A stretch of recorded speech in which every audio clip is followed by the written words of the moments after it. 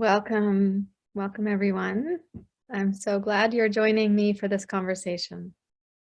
Before we go into the conversation about the hidden messages of the diet mentality, this overarching diet culture thinking that is so insidious, let's do a short practice together so we can settle in and get a felt sense of where we can listen from to really have the information kind of land. It's my hope that what you're hearing today moves through you in such a way as it kind of pierces the veil of how diet culture mentality may have kind of put lenses in your glasses for you, so that how you're seeing or how you're receiving what you're seeing is distorted. It's my hope that I can pierce that veil a bit and help you to wake up out of that, what I call trance. The diet culture mentality creates a trance in us. So please take a comfortable seat. Thank you again for being here. So take a seat where you're at ease in yourself. And for a few moments, let's put one hand on the heart and the other hand can go on the lower belly, or sometimes it's nice to put the other hand palm face up in your lap. It's kind of a receptive gesture. Like people sometimes also put the index finger and the thumb together. It gives the mind a place to rest. So you can make the choice for yourself in terms of what you'd like to do there. And then go ahead and close your eyes. And let yourself arrive here by sifting out whatever is irrelevant, whatever is not relevant to the present, which is most everything else other than the here and now.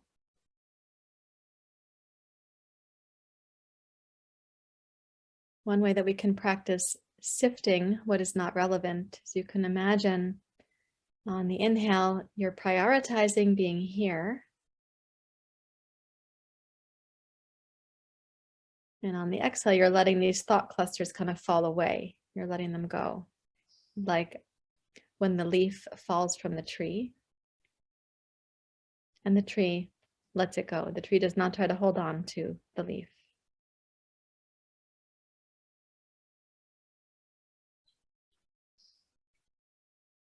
As you breathe in, you might say to yourself, I am arriving in the present moment. And as you breathe out, giving a little snip for the leaves of thought that they can just drift down to the ground.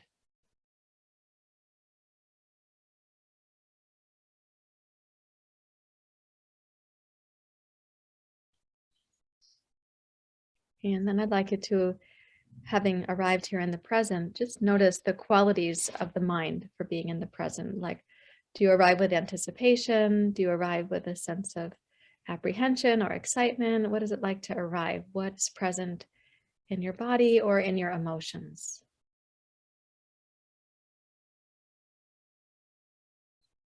And see if you can notice what's present without having to make it different. There's nothing either right or wrong about your emotions. It's one of the things that we'll talk more about. So just noticing what's there.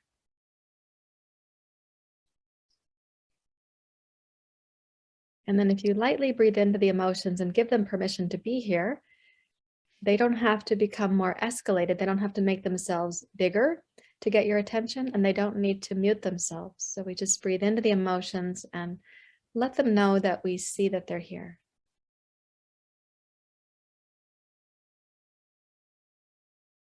And the emotions don't need to be solved or resolved for you to be here.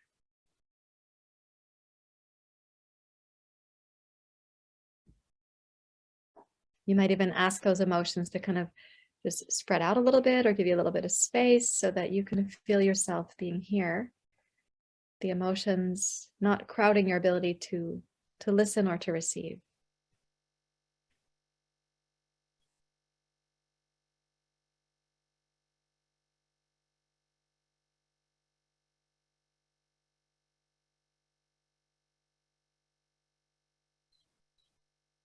Okay, and thank your emotions for giving you some breathing room. And please bring your hands together at your heart. And you may bow your head to your heart. Yeah, so thank you very much. So our conversation this afternoon is going to be about diet culture mentality. So this, of course, is something that we can be quite familiar with. We may even be experts in this kind of diet culture thinking. But I want to lay it out. What is the framework of that diet culture mentality? And then what are its kind of hidden messages? Where is it trying to really kind of snag us? Because the diet culture, the whole diet industry, needs us as customers in order for it to continue. So frequently, the way that they're messaging is so appealing to the parts of us that want to be relieved of pain. It's so appealing to the parts of us that want to finally get free from the uncertainties and the difficulties and the confusion about food or our bodies.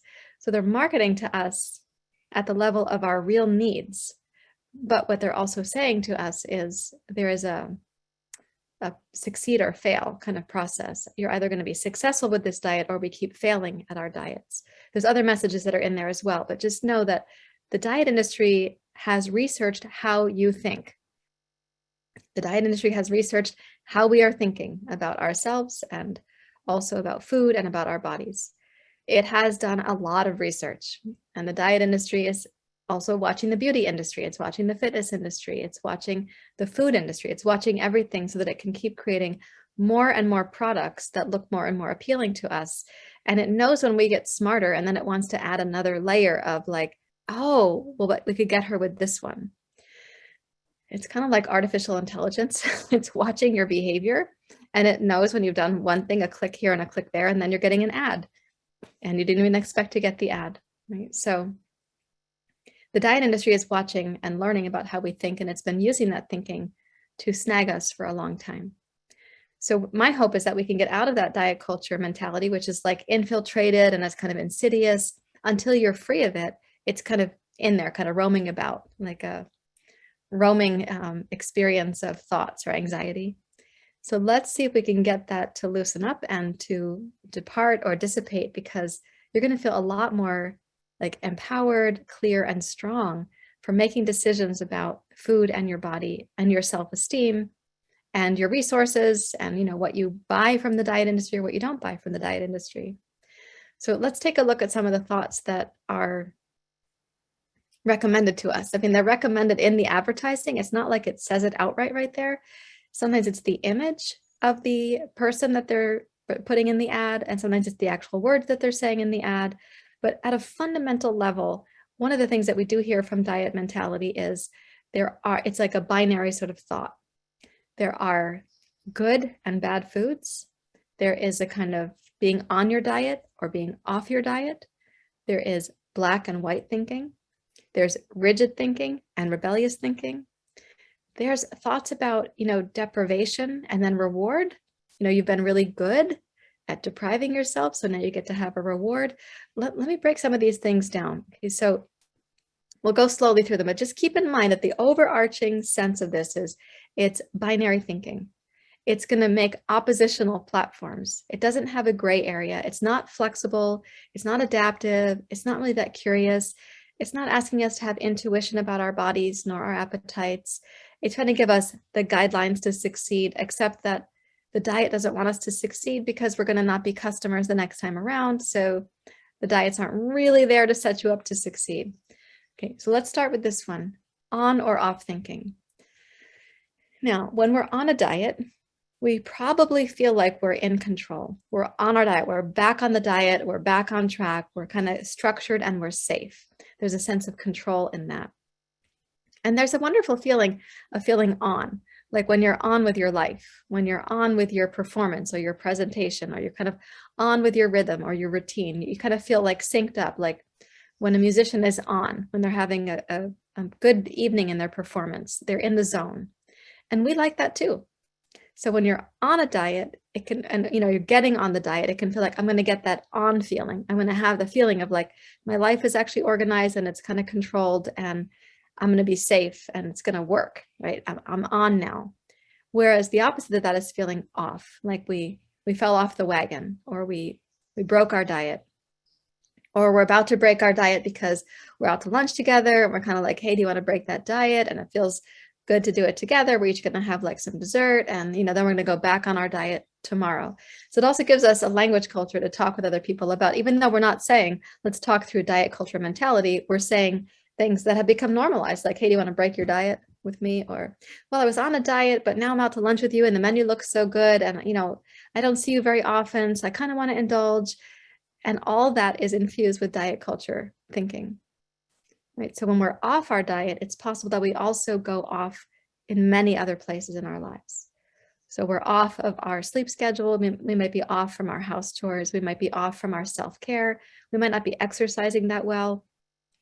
We might be off from setting our clear boundaries with work or certain relationships. So we can have this feeling that like our life is falling apart, and that feels so terrible. And it touches the deepest anxiety in us about viability and survivability. So the diet has a certain appeal right there, because when we're on our diet, we tend to try to be also on with everything else.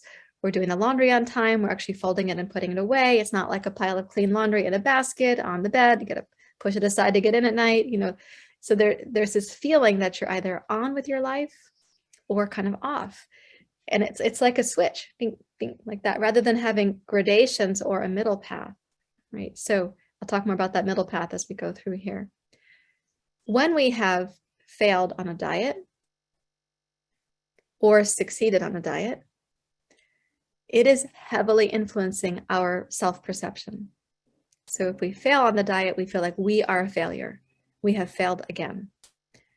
And that message deepens and deepens and deepens the sense of shame that we've already internalized about ourselves. We've already internalized that we should not fail. It's not okay to, quote unquote, make mistakes or fall behind or fail or be bad, or sometimes it's not even okay to be confused, or certainly not okay to be incompetent. So there's a lot of ways in which we learn that we should not be less than, yet we perceive ourselves as less than. And then when you fail on a diet, it deepens that messaging to you. You should not be less than, but you are less than, right? So, and when we fail on a diet, it's kind of like the diet succeeded for everyone else. All of the promotions said that everybody else had success with this diet. It must just be me. And yet no one diet can be attuned to everyone's body. We all have different metabolic structures. We all have different body compositions. In yoga and Ayurveda, we call those body compositions the doshas, kapha, pitta, and vata. And combinations of those create your unique sort of body matrix. So no one diet can support all of this in our society. And yet these diets come up and they're like the diet of the season, right? It's the one to take, or the diet of the year, or the new way that people are using counting micros or macros, macronutrients or micronutrients. I can't remember. I don't have a diet that I'm on. So all of that being said, there is a sense that if the diet isn't quite right for us, we're the one who's failed, rather than saying, well, that diet isn't a good fit for me. In the same way that you might realize that if you were going to go test drive some cars, some of those cars are not going to be the right fit for you. It's not going to be quite comfortable enough. You're not going to have the visibility you want. It's not the color that you want. Right? But we don't do this with our diet situation. We say, oh, I failed at the diet, rather than evaluating if the diet was actually a good fit for you. And in some cases, we forget that diets are set up to fail because they don't want us to succeed. But when you're succeeding at your diet, notice that it feels like a rush in your life. Like, we're succeeding. It's going to finally happen. I'm going to finally be free. I'm going to finally have what I want. And yet we also know in the research that the more people go on diets, the more they rebound from the diet. We also know in the research that the weight lost on the diet comes back sometimes double or more. And that is because of the pendulum of dieting in one direction and then kind of self-destructing in the other direction, or changing how your metabolism feels about you and your body when you're dieting, what is happening to it, and then what it does after the diet. And if you think about life as a series of sequential diets, that's also kind of like you're never quite going to get free from the next diet and the next diet, which one to do now. So the diet thing is also constricting your life in ways that you may not realize until in hindsight, when you're free from diet mentality, go, oh, yeah, I'm not doing that anymore. I don't have those kinds of thoughts anymore. So we do recommend healthy eating in Hunger, Hope, and Healing. We do have recommendations for how to live seasonally and appropriately in your body. We recommend that you make yourself the healthiest version of you that you can be, with proper exercise, enough movement, and exercise that's attuned to you also. Like if you're not going to be a rock climber, don't do it. Just like some diets are not meant for you, some exercise plans or exercise programs would not be meant for you. I personally find that yoga, because it's so flexible and permissive, and it can tune into the individual, it's one of our better exercise forms for regaining our health. And by yoga, I mean the full spectrum of yoga. I don't mean sweaty asana class with interesting clothing and music blaring in the background. I mean specific yoga that's tuned into you, which is how I teach yoga. I was trained to teach to the individual, not to teach to the commercialization of yoga. So some of the messages that are there in this binary thinking, we've already covered. You're off or you're on, you're succeeding or you're failing, you're winning or you're losing in your life also. And this particular winning or losing in life, kind of like getting ahead or falling behind in life, that is so built into our society that diet culture is actually borrowing that. They're borrowing that from a much larger mechanism that keeps us buying products. It's commercialization or consumeristic culture that we live in. And this Protestant work ethic and this individual, like independence ethic that's out there. So that mentality, I'm either winning or I'm losing, I'm getting ahead or I'm falling behind. The diet culture, the beauty culture, the fitness culture, they can borrow those and use that mentality to sell their products to us. You're also either failing or succeeding, as I said. And then there's this all or nothing. And all or nothing thinking is very important to understand. All or nothing thinking, if you map it into your nervous system, it looks like this. When I feel like I'm doing well, I've got my full self there. All of me is there.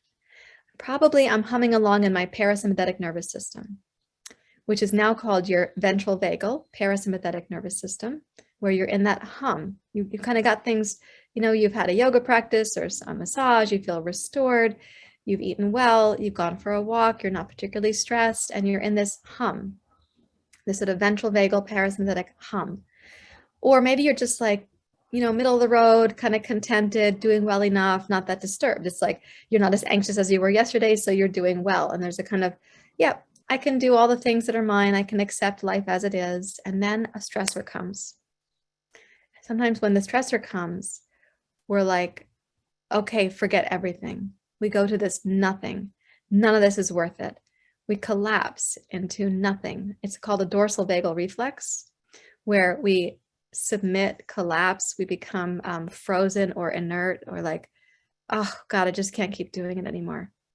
So we go from like properly inflated, perhaps like a bicycle tire, to a flat tire, all or nothing. I'm not going to do any of it. Forget it. This is too hard. I'm doing nothing. I'm not going to take my supplements. I can't take a shower. I'm doing nothing.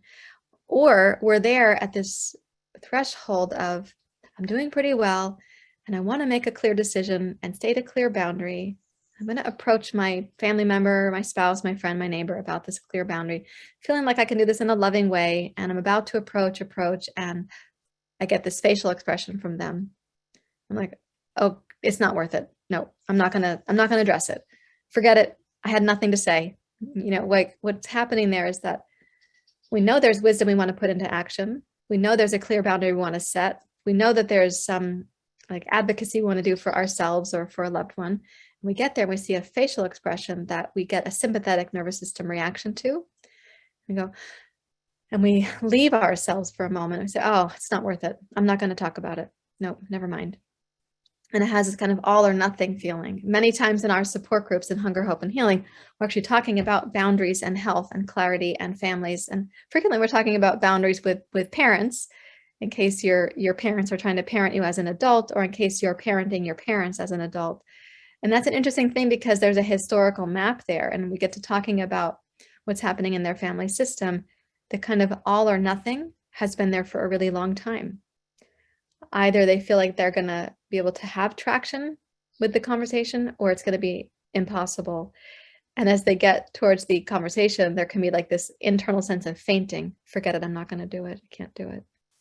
So all or nothing can show up in our lives in the sense of like, where's our bravery? Are we going to act on it or not?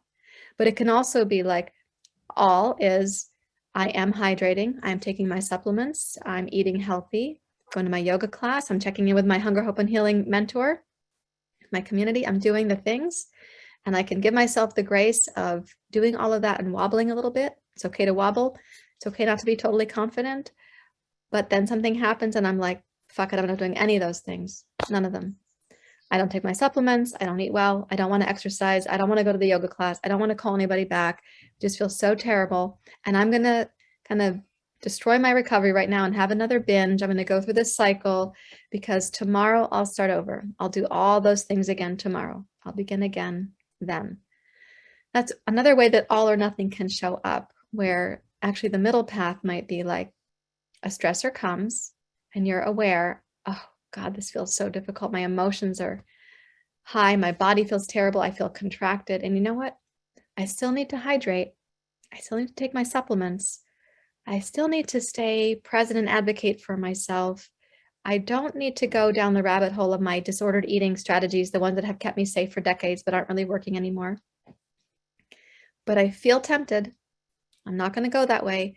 I know I can't do it all perfectly, but I don't have to succumb right now. So you're trying to talk yourself into this middle path where you're not falling to pieces or always holding it together. Right? That's a kind of all or nothing framework. Then there's a framework called deprivation and reward, where you are encouraged to have the willpower for deprivation. Unfortunately, this deprivation is not just with food.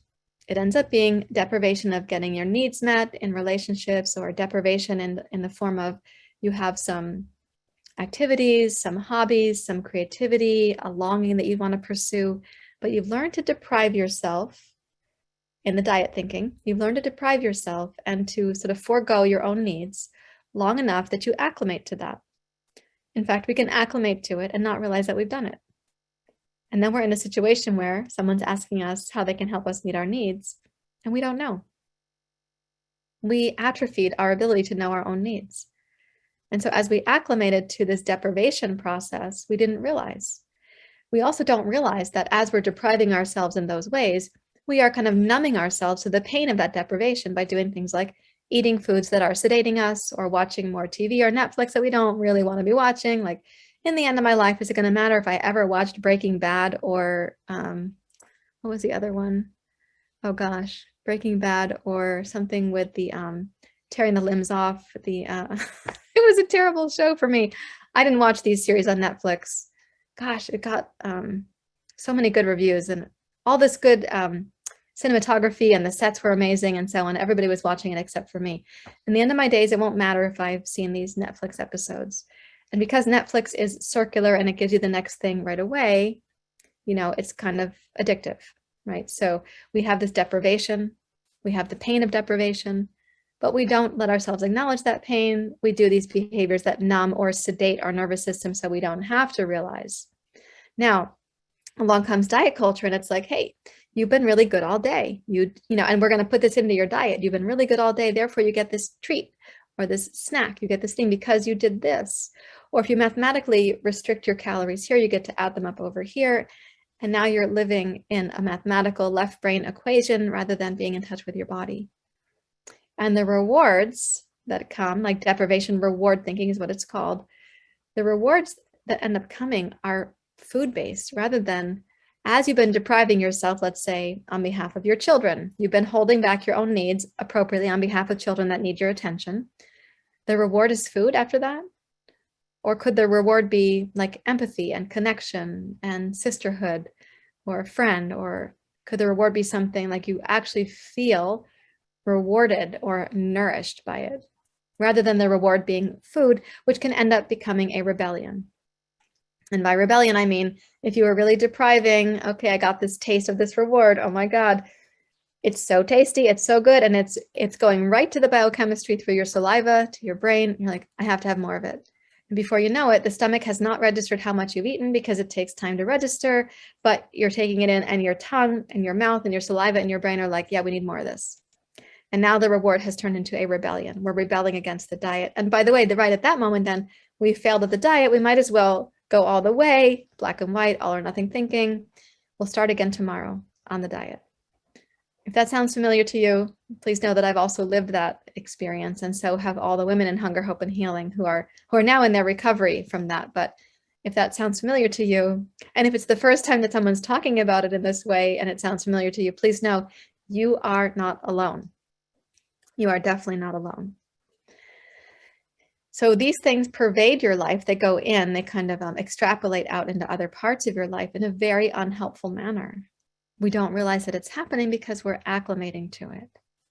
So this is where yoga and mentorship and support come in, because with yoga practice, we're going to go through the body and deeply relax the parts of the brain, which, by the way, are mostly limbic brain and lizard brain that are being hijacked by this diet mentality.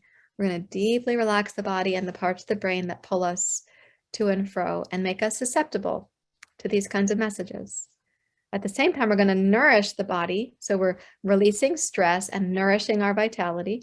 And we're going to nourish the neocortex so that the whole brain gets to be there. And in my book, Hunger, Hope, and Healing, a yoga approach to recovering your relationship to your body and food, in my book, I do talk about whole brain recovery, tapping into your whole brain as a way to recover. You cannot recover just from your left brain telling you what to do. And you cannot recover just from your right brain, having all of the emotions and the intuition about what to do. We need a balance of both of those things. We cannot recover if the lizard brain and the limbic brain are trying to drive the show, because they're in charge of short-term decision-making based on perceived threat. These two parts of your brain are not in charge of you seeing through the neocortex the long-term view of transforming your life, right? This is a kind of, what do they call that when you're remodeling your home? This is kind of remodeling your thoughts, this kind of recovery. So we don't want the two lower brains to be guiding your recovery. We want it to come from the neocortex up here. So the last one I'll talk about then is what we call indulge and restrict, which is where you've been binging or indulging. And you're going to let yourself keep doing that because tomorrow you're going to start restricting again, or Sunday you're going to start restricting again, or on the next holiday or the first of the month or the end of the weekend. So we're giving ourselves permission to indulge because we're going to be restricting. We're going to make up for that. Again, it's mathematical.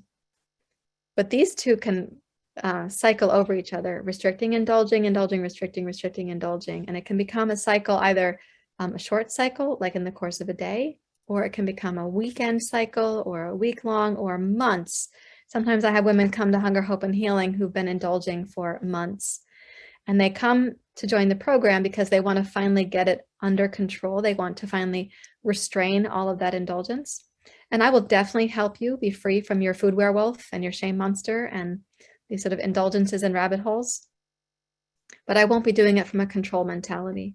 I won't be recommending a diet mentality. I won't be doing it from the customary places that you've been kind of guided to in diet and fitness industry. Rather, we come to this through the lens of yoga and really understanding the psychophysiological, social, spiritual, emotional, and mental experience that you've been having. And then help you to become free from what has happened is our thoughts and patterns and behaviors are actually quite old. They're just showing up in our adult life on such a daily basis that they look like our thinking today, but they come from earlier times in our life where our thinking was really about adapting to the environment that we were growing up in. And we could only think at the age that we were, 3 or 5 or 8. So some of our thought mechanisms are quite young, and the diet industry knows that too. So I had a couple questions to answer, and you're welcome to put a question in the chat as well. I got a few questions sent to me by email, so I'm going to answer those. But for those of you who are here, if you've got a question, you're welcome to put it in the chat. You're also welcome to unmute and let me know what your question is. This is a chance to talk with me, and it's an open space to do so. So one of the questions that I got by email, just going to reference it for a moment. Yeah, okay. So what is currently happening in, I got that from her email. What is currently happening in this sort of like orthorexia field? So we know that there's classical designations for eating disorders. There's bulimia and anorexia, but there's also other designations. You don't need a designation. You can, just discern for yourself if you're caught up in food in a way that's hindering or damaging your life or distracting you from living your best life. But there were these two classical diagnoses for a long time, bulimia and anorexia. And then orthorexia is the sort of contemporary manifestation of wanting to do things perfectly, wanting to get it really right. And so what we've been seeing in the food industry and the supplement industry and, in tandem with the diet industry is all these strategies for getting the perfect amount of micronutrients or macronutrients or the perfectly designed amount of like fiber or fat and so on. And I definitely recommend that you have a balanced diet, healthy enough protein, healthy enough fat, healthy enough fiber, and 6 flavors for the tongue to be satisfied. That's a teaching from Ayurveda, right? So can I spell the word? Yes, I can spell that word. So orthorexia is orthorexia, orthorexia. And Ayurveda, in case that was what you were asking about, is spelled like this, Ayurveda. So like we recommend having 6 flavors on the tongue in Ayurveda because the 6 flavors are what lead to satiation. Having those flavors in your meal leads to satiation. It's also why sometimes you're binging on sugar and then you need salt, right? You get like, now I need some salt because I had so much sugar. Your biochemistry is trying to get you to come back into balance, but so too is your tongue saying, okay, enough of the sugar, can I have some salt, for example? So in orthorexia, what's happened is this high-end like food specificity it goes to the extreme. And then someone is heavily preoccupied with getting that all in. So some of our students in Hunger, Hope, and Healing they're kind of like refugees from other forms of dieting. There's one that I think is quite helpful in some ways, but it has been described to me as quite strict. So the people who come to me as refugees from these other programs, I'm only knowing their experience of it. I can't say full spectrum. I was not there. I am not a student of the program, but there was one called Bright Line Eating, where we had some people come as refugees to Hunger, Hope, and Healing because it had become so strict for them and so controlled that at first they felt relief. Like, oh, thank God, somebody understands that I need to control how many blueberries I'm eating. But then it became confining and confusing. And actually, if you go down that route too long or too deeply, it's changing your brain chemistry. It's changing neurologically how you're thinking and perceiving in a very similar way as anorexia changes your thinking and your perceiving. And it's partly because of the behavior, but it's also what's happening to us neurologically and biochemically. And I had each of these. I dabbled in bulimia, anorexia, and orthorexia, and I did more than dabbling. But I was deeply in these places that now you would say one of those with orthorexia. And for sure, binging and purging, and then restricting and compulsively exercising. I've done it all. I've been around. I did it. And then I found my recovery path. Let me see what you have to say here. Thank you. Yeah, so you can explore the program. I can't recommend one way or the other. Any of the programs that I haven't done them. I'm only speaking from my experience as a facilitator for Hunger, Hope, and Healing, and our founder, and a person in recovery for decades. That what I have seen for the refugees who come to us from either Weight Watchers or from Bright Line Eating. Also, some people come from Whole 360 or something. And even the thing is, if you've had the inner template of dieting or yo-yo dieting or diet culture already in you, these ones may have better systems to offer us. But if you can't tolerate, again, one more diet, even the healthiest recommendation from let's say a functional nutritionist, it could feel like it's imposing too much on you. So if you picture your body, for example, getting like filled up and filled up and filled up, and so like you're brimming over with decades of tension from yo-yo dieting or dieting at all, and then you get really good input from someone, but you're like, I can't do one more thing. I can't take one more supplement. It's a sign that we've hit our threshold. We're at a threshold point where we really can't do one more patterned eating assignment. And it's time there to join a program, like for example, Hunger, Hope, and Healing, but it's time to be a part of something that is giving you the ways to relax out of the thinking habits and to reconnect to your body intelligence, your intuition, to have a grace-filled experience of actually recovering, and then seeing in the rearview mirror the behaviors, the thoughts. It's kind of like if you were driving down the road and somehow your trunk opened up and things were falling out on the pavement behind you, but you keep going. You're like, oh, I don't need those things anymore. Oh, I once used that thing. That's where that was, but I don't need that anymore. So what happens in Hunger, Hope, and Healing is that we quite literally, we outgrow the thoughts. We outgrow the patterns. And outgrowing is a word I'm using specifically, and I mean it like this. The patterns were internalized at very young ages. They just look like they're happening in adult bodies now, right? The thinking mentality we are susceptible to because the diet industry has studied how humans think from childhood up to adulthood. So the patterns were developed at a very young age. And the thinking has stayed in there. So we keep relying on it. We're going to outgrow that thinking because we're also going to be resolving from our early life some of the difficulties that haven't yet resolved. Different ways that our emotions or our boundaries or our social quandaries show up, they're tied to our earliest years. So when we're resolving those, we're outgrowing the ways that we used to think about ourselves and about food. And when you're in that place where your body is back to the hum, the parasympathetic hum, your metabolic health improves. And therefore your body composition, your digestion, your sleep, inflammation, it all improves. Inflammation goes down, in other words. Don't misunderstand me there, right? And this is the byproduct of having the appropriate kinds of yoga, compassionate support, wise guidance. We use our body dashboard in Hunger, Hope, and Healing. That's like, how do I hydrate? How do I nourish? How do I rest? There's 7 things on the body dashboard that we take care of every day.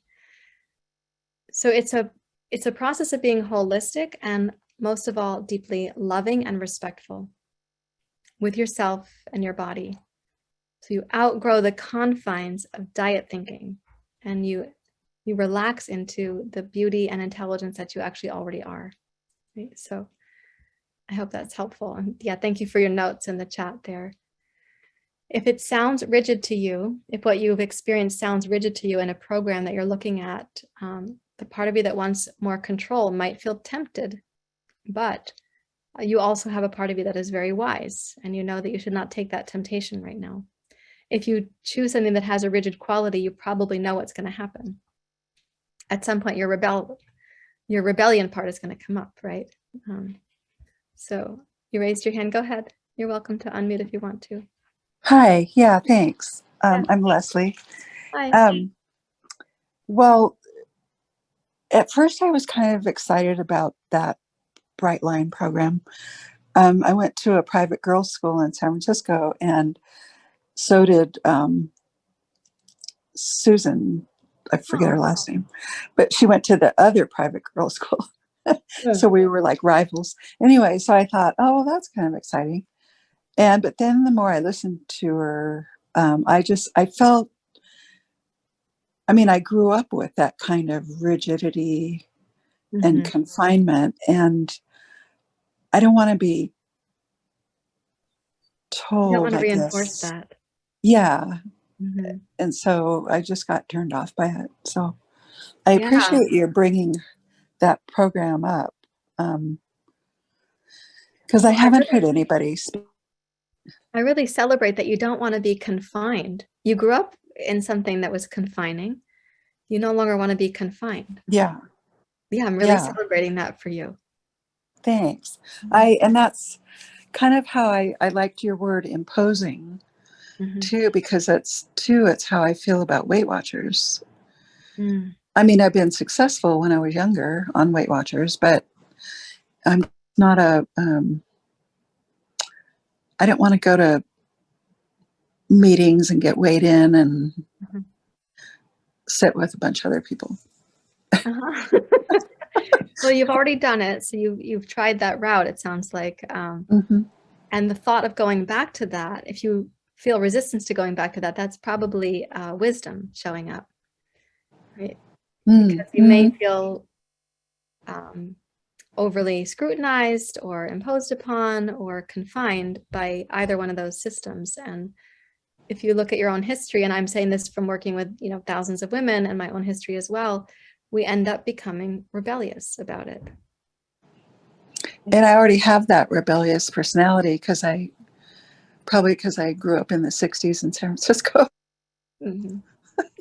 Good. Let's use your rebellion in a healthy way.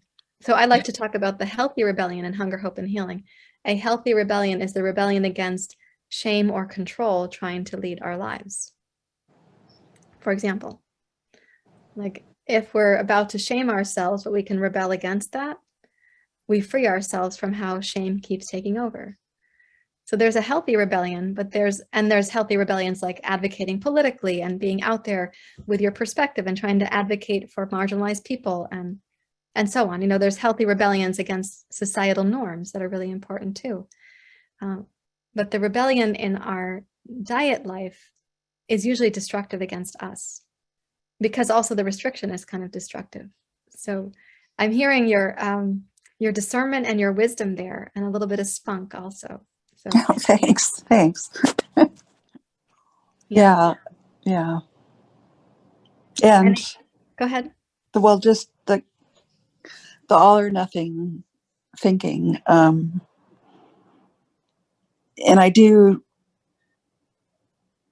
sometimes I do shame myself for not going on Weight Watchers. And I mean, it's an inner conflict kind of. I get their emails and I just delete them. Because Maybe you should unsubscribe. Yeah, I should.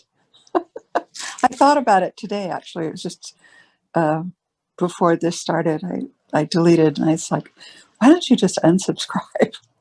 You might feel liberated if you unsubscribe. You can always resubscribe. Yeah. If you feel like, oh, I actually miss it, then you can resubscribe. They'd be glad to have you resubscribe. But I'm in the sure. meantime, you could unsubscribe as a practice for yourself to see, like, if I unsubscribe, do I actually feel free? And you might. Yeah. Yeah, I might. Because I have no intention of, joining. Sometimes we keep those certain emails coming in because we have a fear of not having the safety net or like the guide wires. And yet it's possible that you don't need Weight Watchers as a safety net. So sometimes people don't want to unsubscribe from a food magazine or a diet magazine or something because they're afraid if they have no influence around them to keep them from going crazy with food, that they're going to go crazy with food. But actually what I've seen is that when we unsubscribe, when we limit the numbers of stimulus that we have about doing something different with our bodies and doing it better and or failing, or, you can succeed, but we also know you could fail. When we limit that stimulus, there's something that relaxes inside and a new kind of perspective can be grown. Like we look around for a different opportunity than what those things are.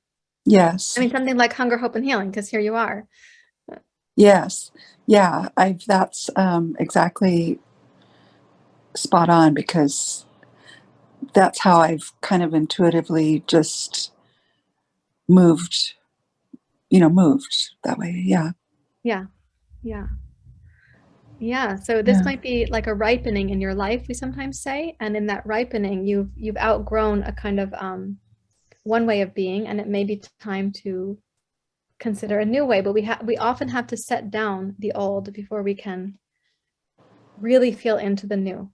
Right? Does that make sense? That's exciting. Yeah. Yeah. I'm glad you find that exciting, because the other thing is that in our nervous system, excitement and fear are actually kind of similar in terms of their matrix. So we have fear of the unknown. We have excitement about what possibilities are there that we haven't explored yet. And those look pretty safe. Like if we had biofeedback meters showing ourselves our own nervous system, they could look pretty similar. Fear of the unknown. What if I drop my subscriptions? Or the sense of like, oh, the opportunities. So that excitement and fear look very much the same in the nervous system. That's a good point. Yeah, thank you. Yeah. Yeah. Interesting. And how did you find out about today's call? Facebook. Okay. Wasn't it? I mean, are you on Facebook? I imagine somebody has posted to Facebook for me. I actually don't know how to use it that well, but I do have a team member who does it. Oh, okay. So yeah, I think I'm pretty sure. I probably spoke to TikTok and then I sent it over to Facebook. I'm trying to limit the amount of interactions I have to have with that kind of stuff. So I have talked into this TikTok and then I send it to Facebook and Instagram sometimes. So yes. Oh, okay. And then I have a helper who posts on Facebook for me. Yeah. That must have been it. Yeah. And then they have a thing on Facebook where it'll ask you, do you want to see more ads like this? Oh. Or something that's kind of more open and exploring a softer approach, Wonderful. Yeah. I'm glad to Yeah. be considered in that realm, because this is a softer and wiser and very effective approach. Actually, I didn't talk about the whole system that we do in Hunger, Hope, and Healing, but it is a very thorough and pragmatic and accessible process to go through to actually get free from binge eating and all the ways in which we think about ourselves in that diet mentality. Mm-hmm. To be unconfined, to have the freedom and I the intuition again. thought about asking you about it, and I didn't know if you planned on doing that today or not. Well, I can tell you a bit about it. I'm happy to do that. Yeah. So Hunger, Hope, and Healing is currently an all online program. It used to be an in-person program at my yoga studio, but we have been working online since before the pandemic. And then, of course, completely only online since the pandemic. So women come from all around the world, actually, in different time zones. Primarily, they're in the North American continent, but we do have some students from Europe and the UK. And we have a program that starts with week 1 and goes for 16 weeks, because what I've seen is, over decades of doing this work, that a 4-week program is too short. An 8-week program, you have a lot of understanding, but the traction to really implement is still not quite there. And at 16 weeks, I've seen that women have really transformed their thinking, and their relationship to food has improved. Their relationship to their body and exercise has also balanced out and improved. So that first phase in Hunger, Hope, and Healing, we call phase 1. We also call it your on-ramp to recovery, because it's really going to put you into your recovery zone. And then we have what we call phase 2, which we call healing into wholeness. And that's where, for the next several months, we really look at healing other parts of women's lives as well. Because when those parts are not healed, like how we think about ourselves in relationship, or our relationship to work, or clear boundaries, or parenting. And we do talk about that in phase 1, but we go deeper in phase 2, because now we have clear brains and minds and hearts to do this with. And so as we go into that phase, if we don't do that healing, the emotional issues tend to pop back up, and the reflex to do the old pattern can tend to be there. Even if we've had tremendous healing in the first 16 weeks, the unhealed stuff, if it lingers out there, ends up being like little bitty landmines. And I don't want you to step on a landmine in your recovery. So we put that program together as you can join for the full year, or you can join for the first 16 weeks, see what it feels like, and then you can join the next 8 months and get the full support for the calendar year. And that is listed on my website, hungerhopeandhealing.com. It's on the webpage for the program. But my team can also send you some emails after this program, having been here this afternoon, so you can see it kind of laid out in that way.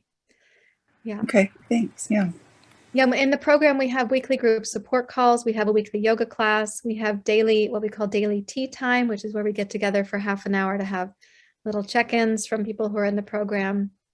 And in the online portion of the program, you're getting the psychoeducational presentations from me, as well as you're getting how to use Ayurveda in your life, how to practice the things on the body dashboard. Like, it's a very robust program. That's what I hear from women when they first join. They're like, whoa, there's a lot offered here. There's so much for me to learn.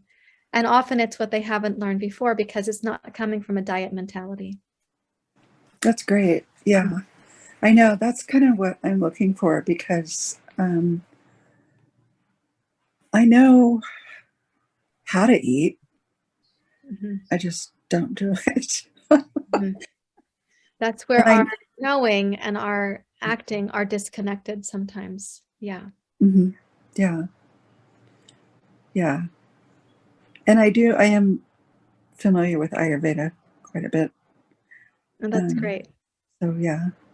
And I love that. And my body really responds to it really well. Well, that's good. Your body intelligence is still there, still alive and well in there, Yeah. wanting to be of help to you. Where are Knowing you that you located? respond to well is like knowing that there's a spark of intelligence in the body that you can still tap into. Mm-hmm. Yeah, for sure. Yeah. Where are you located? I live in Portland, Oregon. Oh, okay, sure. Yeah. Yeah. So a lot of our students historically are from the Pacific Northwest because I live here, but now our students are spread out West Coast, East Coast, Central Time, Canada, Germany, the UK, like that. Okay, Yeah, that's cool. I'm it in is actually. California. Okay. Um, I grew up in San Francisco, but I'm in Bakersfield. I took care of my mom for 15 years and then she passed. And so now I Mm. don't have any family here. So you're in a And different season of your life now. yeah, actually, I turn 70 next Friday. So Oh, happy birthday. I'm doing a countdown. Thanks. Uh-huh. I'm like, this is really bizarre. I can, 70 yeah, used to I hope sound, to be there someday. I don't know what, we never know what life is going to offer, but I do hope to be there at that age someday. And I can imagine what you're saying, the countdown, that it's a different hmm, phase of life. Mhm. Yeah. yeah, it's surreal, really. Mhm. Yeah. Yes. Well, there's never too late a time to start with Hunger, Hope, and Healing. We have women of all ages in the program, actually. We have some women who joined 1 year ago at the age of 71, a couple women, and specifically, Hmm. actually one from Oregon, West Coast, the other one from California, Southern California, and they're doing really well. We're never too old to learn something, and it's never too late to try to overcome the confines of what we have had for decades. That's encouraging. Yeah, Yeah. it's great. Sorry, I have to.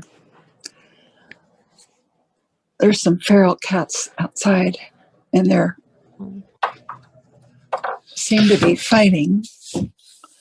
And my indoor cats are upset. I bet. So I have a couple of those too, but they're strange. sleeping over here. Mhm. Yeah. Well, Leslie, I'm going to send you an email from having been here today. And then what you can do is you'll have my email address. And of course, any questions at all that you want to ask me, you're welcome to do that. Okay. And the email will give you a link to a preview of the program too. So you can just try it out for a couple of weeks and see what, it'll be free. It's a free preview. So you can try Oh, it out and see perfect. what that feels like to you also. And of course, ask me any questions at any time. I'm here to help. I Thanks truly so am. much. That'll be great. I look forward to that. You're welcome. But yeah. Yeah, glad to do it. Yeah, this has been really interesting or appealing. I guess interesting is kind of a bland word sometimes. I like the word appealing. I'm glad this was appealing for you. Thanks. Yeah. Yeah, Also I great feel to meet really, you. what's that? It's just great to meet you. I love what you've said about yourself so far. Oh, thanks. Thanks. I'm stressed, I guess, because I almost didn't listen because I'm kind of preoccupied with having to make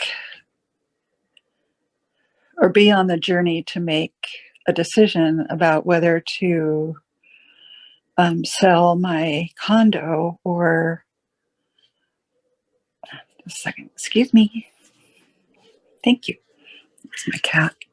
Um, sell my condo or do a reverse mortgage. And so, anyway, that's been on my mind. And I thought, oh, I just don't have the space to think about this. But Mhm. I'm glad I stayed on and did it.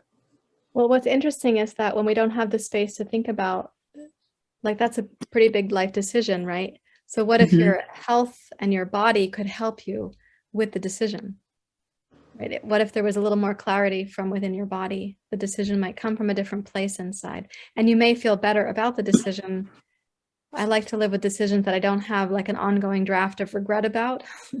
Yeah. So if we can help you with that by, with your body feeling better and more vital, that may be one way to help you navigate this part of your life too. Yeah, precisely. I love that. Yeah. Yeah, exactly. Mhm. Yeah. Yeah, Thanks for saying that. sure thing. Lots of women make big decisions in the course of the program. I mean, for sure, life is happening. It's many ways life is happening. Mm-hmm. Yeah, especially with all the upheaval we've been through and are continuing to go through. Yes. Yeah, it's another great thing about being online actually is that women have survived this pandemic in a very different way. They don't have the pandemic 19. They don't have the extra pounds coming on because of the pandemic and all the emotional eating. So, and they Yeah. are making important decisions about jobs and families and parents and finding places for their parents to live when they need to at a later age and relocating. I mean, they're doing a lot of these big decisions, but once they get into their recovery, it's easier to make a decision from a place of clarity in the body. Yes. Yes. Yeah. Yeah. Well, it's been so lovely to meet you, and I'm going to go to my Thank next. I you. have another session to give here Okay. shortly because this is what I Sure. do all day. I love to be with people in this way. And I really enjoyed your comments again. Thank you, Leslie, for being here today. And do follow up with me by email. I'll send I you the will. link for the preview program so you can check it out right away. All right. Mm. Sounds good. Thank you so much. Thank you very Okay. much. All Please take right. care. Mhm. Thank you. Mhm. Thank you. Bye.